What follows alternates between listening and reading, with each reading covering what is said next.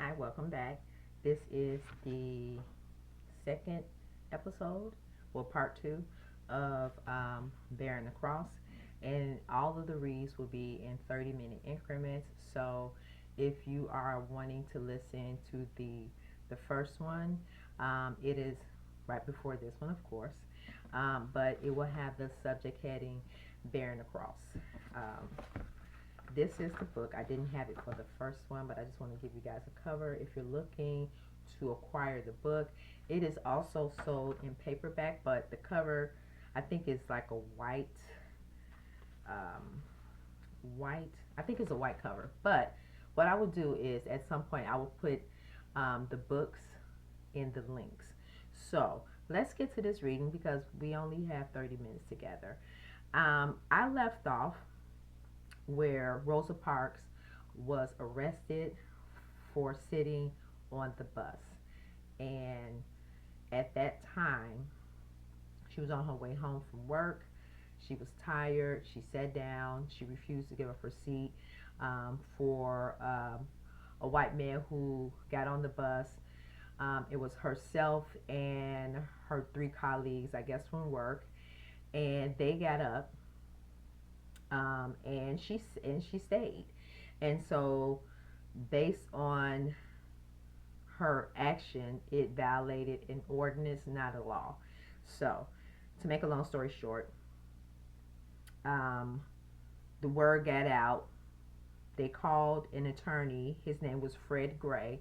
At the moment, he was out of town. He was a black attorney. Wait, let's go back. They called, what is his name? E.D. Nixon, who was a former president of the NAACP. From there, um, they called, I think, Fred Gray, who was a black attorney in town. He was unavailable because he wasn't in town at that time.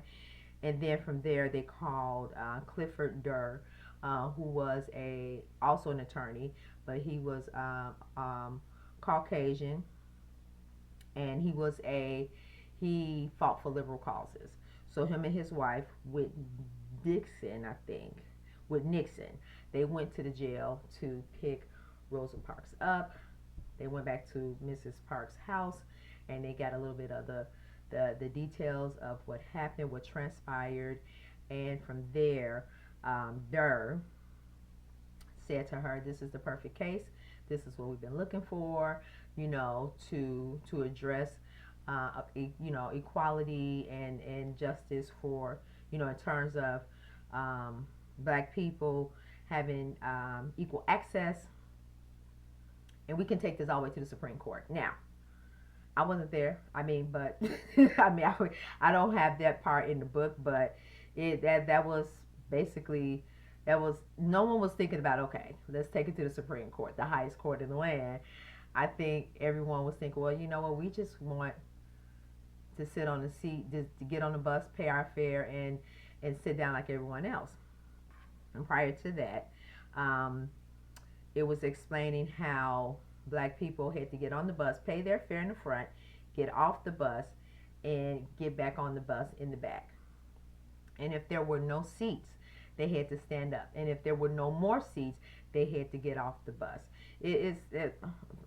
I can see why Mrs. Parks decided, you know what, not today. We're not doing it. So let's get back to this reading. Each reading I only cover only 2 pages because this is going to be a 1-year project, really, until the goal is to have it into December the 5th of 2026. Some of the recordings will be pre-recorded or live. So, and if they're live and you miss it, more likely you'll be able to see it the next day. But let's get to this reading because, yeah, I am on time. So let's start where we left off at. I'm going to start off where he talked about the case. This is a case. We can boycott the bus line with this, and that the same time go to the Supreme Court. Mrs. Park was not immediately convinced that her arrest could spark um, can be the spark for that. But Nix's enthusiasm soon persuaded her, although her husband was extremely fearful of possible white reprisal. Mrs. Park told Nixon, "If you think it is all right, I'll go along with you." And so that was the initiation of the idea to fight for um, for fair treatment for fair treatment um, um, you know and by boycotting. Meanwhile, uh, Fred Gray had returned to town. Now, remember, Fred Gray was the black attorney that they were initially looking to go to the jailhouse to help pick up Rosa Parks to bail her out. Um, Fred Gray had returned to town and learned of Mrs. Parks' arrest. He immediately called Miss Joanne Robinson, president of the Women's Political Council, WPC, and a key community activist who had moved to Montgomery in 1949 to teach English in Alabama State College. At Christmas of that year, Mrs. Robinson had boarded a bus on her way to the airport to visit relatives in Cleveland. She sat towards the front, but suddenly was roused from her holiday thoughts when the driver angrily ordered her to the rear. She was standing over me, saying, "Get up from here. Get up from there." I'm sorry, it says, "Get up from there. Get up from there," with his hands drawn back. She later recalled, y'all, I don't know if y'all saw that look on my face because I'm like, it's been a while since I read this book, but okay. Oh my goodness. Oh my goodness. Let me find where I was at. I'm sorry, you guys. He was standing over her. "Get up from there. Get up from there," with his hand drawn back, she later recalled. Shaken and frightened, Mrs. Robinson fled from the bus. I felt like a dog, and I got mad. Over After this was over, and I realized that I was a human being and just as intelligent and far more trained than the bus driver was. But I think he wanted to hurt me, and he did. I cried all the way to Cleveland. That experience had convinced Mrs. Robinson that the Women's Political Council, which her friend and colleague Mrs. Mary Fair Barks had founded in 1946, ought to target the bus situation. And it was then I made up my mind that whatever I could add to the organization that would help to bring the practice down, I would do it. Mrs. Robinson explained.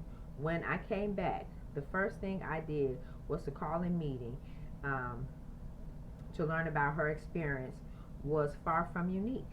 That dozens of other black citizens, primarily women, had suffered similar abuse. Everyone will look the other way. Nobody would acknowledge what was going on. Mrs. Burks remembered, "It's outraged me this kind of conduct was going on, and that so far no black community organization has done anything about it." Now remember in the prior reading, if you haven't read it, go back and listen to the first one, that her colleagues, Rosa Parks' colleagues, they initially complied. They got up, gave their seats away, including the male, and she was the only one who didn't. And so they didn't say anything. They didn't defend her in any kind of way.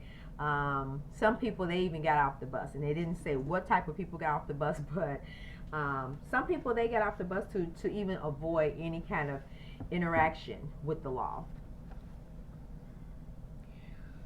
Throughout the early 1950s, the Women Political Council, sometimes in conjunction with Nixon or Nixon's chief rival, for active leadership in the black community. Businessman and former Alabama State football coach Rufus Lewis, who headed the Citizen Steering Committee, repeatedly complained to Montgomery's three popularly elected city commissioners about how the municipality charted Montgomery city limits mistreated its black customers. The commissioners politely but consistently brushed aside the WPC's entries concerning drivers' behaviors and how blacks had to stand while white-only seated remained vacant.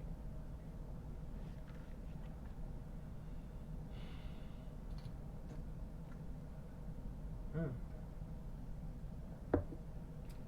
That's interesting. It's always interesting to like revisit situations, but like I said, these are the little things that we take for granted because we have not been subjected to this type of treatment because somebody has already, somebody took the root of it for us, right? And so when I think about us not being activated in the political scene in our communities, organizing, it it it's a failure on our part. So we're going to do better, you guys. We're going to do better. Um, Click like, subscribe, and share this with a friend. If you find content like this interesting, I will be doing this for the entire year. So if you've missed if you missed the first one, go back and watch it. This is the second one. Okay, so let's get back to this. So the white only seats. Remember, and when I read in the first part, episode 1 is that part 1 is that the first 10 rows going across were for whites only. So that was their section, regardless of how many black people got on, which doesn't make any sense, right? Because say for instance, you driving through the city and you only have whites, and you have no blacks, you have all these black people in the back. That's knocking the balance, the weight off. I don't know, that's craziness. Anywho, let's get back to this because now I'm stalling. In early 1954, Mrs. Robinson suggested to the commissioner a city law that would make it possible for Negroes to sit from back to front and whites can sit from front to back until all the seats were taken, so that no one will have to stand over a vacant seat. But again, the officials were unresponsive. They didn't want to sit across from you. Let me stop. Then on May 17, 1954, the Supreme Court handed down its widely heralded school desegregation decision in Brown v. Board of Education, Topeka, which explicitly held that the segregationist doctrine of separate but equal. And we're going to talk about that later. The secular was unconstitutional. Her spirits lifted. Mrs. Robinson's 4 days later sent a firm declaration of Montgomery's mayor, W.A. Gale. The WPC was very grateful for their previous meeting, she said, but the black community was insistent that the bus situation be improved. With white officials had best remember that 3/4 of the riders of these public conveyances are Negroes. 3/4, you guys. If Negroes did not patronize them, they could not possibly operate, the letter continued. So, 3/4. So, if I had to cut a pie in 4 slices, this is a round pie, going down the middle, going across, 1, 2, 3. of those occupants were black people. And this little segment right here in the corner, that was your white people. Hmm. Interesting. Like when you visually look at the silliness of the whole thing, privilege is something. It is something. The privilege of whiteness is something. But anyway, let's get back to this. There have been talk from 25 or more local organizations of planning a citywide boycott of buses. We, sir, do not feel that forceful measures are necessary in bargaining in a convenience which is right for all bus passengers.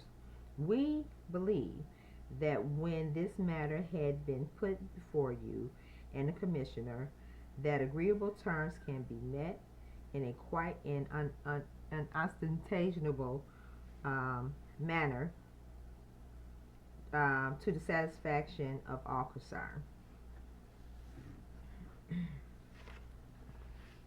Other Alabama cities, such as Mobile, were using the front to back and the back to front seating policies without any problems.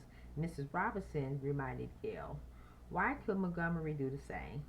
Please consider this plea. Hmm. She wrote him, and if possible, act favorably upon it. For even now plans are being made to ride less or not at all on our buses. We do not want this.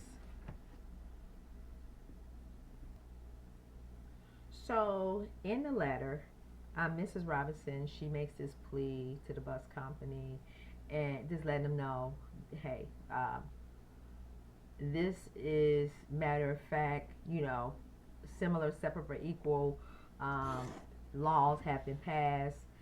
Other, cities in Alabama, they're using the same method, but it doesn't say whether, like, it doesn't get into like the crux of like if these cities are having problems with it, but it just said they use it and to avail there's no problems. And she's pleading with the bus company to say, hey, this is a viable option. Either, allow this to be a viable option, or, we have to stop using your services. Rightfully so. Robinson hints about a boycott were not supported by any unified sentiment in the black community. One mid-1954 meeting of the community leaders had found a majority opposed to any boycott at that time. They opposed it. The stalemate continued into early 1955 as Dixon and the WPC privately discussed the possibility of mounting a legal challenge to the Montgomery boycott practices on seating practices. So even in the midst, like when this boycott started in 1955, you still had black people getting on the bus. It wasn't anything that was instant, like overnight. But prior to that, it had been conversations for, years now, right? So this wasn't anything that had just started or generated, December the 1st when Rosa Parks was told to give up her seat. There has been a catalog of instances and situations where black people were brutally harassed or thrown off the bus, just mistreated in this boycott system, in the bus system. So let's get back to it. Then, on March 2nd, 1955, an incident occurred that galvanized the long-term smoldering black sentiments. A 15-year-old high school student, Claudette Colvin, and I think I mentioned her in the previous reading, refused a driver's demand that gave up her bus seat well towards the rear of the vehicle to allow a newly boarding whites to sit down. Police Policemen dragged Colvin from the bus, and word spread quickly. Mrs. Robinson and Nixon thought that that may have been an ideal legal case. Colvin had been active in the NAACP Youth Council, and the group's advisor, Mrs. Rosa Parks, along with her friend Virginia Durr, began soliciting contributions towards the legal fees. Almost immediately, however, problems developed. First, Colvin resistance to the arresting officers had resulted in her being charged with assault and battery, as well as violating city and state segregation statutes. Second, both Robinson and Nixon learned in independent interviews with Colvin and her family that the young unmarried woman was several months pregnant. Both leaders concluded that Colvin would be neither an ideal candidate for symbolizing the abuse heaped upon black passengers, nor a good legit litigant for a test suit certain to generate great pressure and publicity. And let me park this right here. I've had a conversation about this a while ago about the black movement of resistance and how certain people, and particularly women, were the forefront. They were normally the lighter skin complexion, easy. I wouldn't say easy on the eyes, but you know, there was a lot of colorism. I feel like that was part of the strategy of the move, but that's for another day. Colvin, they did not use her as an ideal test candidate because of a lot of other things going on in her life. I wouldn't conduce it to colorism, but that can be part of the issue sometimes as well. The conviction, Colvin was convicted of both charges, but when her attorney appealed, the prosecutor pressed only the assault count. The conviction was affirmed, and the black leadership chose not to pursue the case because of that. I don't know how I feel about that, but in the wake of the Colvin incident, Mrs. Robinson and a delegation of black leaders, included Nixon and Mrs. Parks, met with the one city commissioner and the bus company manager, James H. Bagley, to point out that Montgomery segregation ordinance specify that a rider can be compelled to surrender a bus seat only if another one is available, and not if the rider would be forced to stand. So they have an option to surrender their seat if another seat was available. In this situation with Rosa Parks, there were 3 seats available, right? But not only that, she chose not to surrender her seat on that day. And she didn't violate any kind of law. The bus driver did. But when do this country ever follow its own laws? But anyway, nothing came of the session, and 3 months later, Mrs. Robinson's attorney, Fred Gray, and other black representatives met with Bagley, Gale, City Attorney Walter Nab, and the bus company attorney Jack Crenshaw to reiterate that the city ordinance required no one to give up a seat on an already full bus, and that nothing in either the ordinance or state law barred Montgomery from adopting the front to back and back to front seating arrangement that Mobile and other Alabama cities employ. The whites disagreed, and there the matter rested until Mrs. Parks' arrest. So once again, like I said, this has been this was a situation that was already brewing. and this was just the best opportunity. This was a opportunity, to revisit um, those past situations and requests, for fair treatment. When Mrs. Robinson learned of the arrest late that Thursday night from Fred Gray, she immediately phoned Nixon, who had just gotten home from Mrs. Parks' house. Together they agreed that this was just what they had been waiting for. We had planned and protested long before Mrs. Park was arrested. Mrs. Robinson emphasized years later, there had been so many things that had happened that the black women embarrassed over had been embarrassed over, and they were ready to explode. Also, Mrs. Parks had the caliber and the character we needed to get the city to rally behind her. Robinson told Nixon that she and her WPC colleagues would begin producing boycott leaflets immediately, and that the two agreed that the flyers will call on all black people to stay off the bus on Monday, the day of Mrs. Parks' trial. They also agreed that the black community leadership should assemble on Friday. Nixon would organize the meeting while Robinson would see the leaflet would see to the leafletting.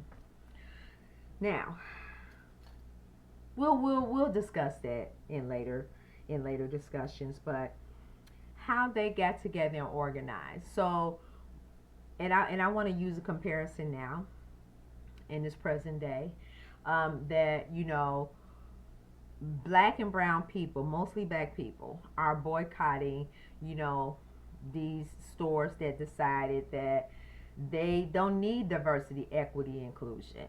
And so it is evolving into something bigger. But we do have people who are not supporting like the boycott at all. And that's okay, because in the end it matters that everyone understand the end game and the end goal. And I always appreciate other say for instance white facing groups or white groups or just white people in general, who support the cause for equality. So yeah, I just want to say that. I could say so much more, but I really want to get into this reading. Robinson alerted several of her WPC sisters. Then they sat down, drafted the leaflet. She called a friend who had access to Alabama State mimeograph room, and they revitalized at the college and began running off thousands of copies. They worked all night, and when morning came, WPC members, helped by some of Robinson's students, began distributing the announcements to every black neighbor in Montgomery. The leaflet read, "Another Negro woman has been arrested and thrown into jail because she refused to give her seat on the bus for a white person to sit down.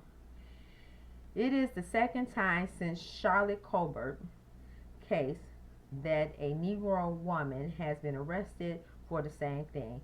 This has to be stopped. Negroes have rights too. If Negroes did not ride the buses, they could not operate. 3/4 of the riders are Negroes, yet we are arrested or have to stand over empty seats. If we do not do something to stop this arrest, they will continue. The next time it will be you or your daughter or your mother. This woman's case will come up Monday. We are therefore asking every Negro to stay off the buses Monday in protest of the arrest of the trial." of the arrest and trial. Don't ride the buses to work, to town, to school, or anywhere on Monday. You can afford to stay out of school one day if you have no other way to go except the bus. You can also afford to stay out of town for one day. If you work, take a cab or walk. But please, children and grown-ups, don't ride the bus for all on Monday. At all for Monday. Please stay off the buses. And I'm going to end there. I will chat with you guys soon.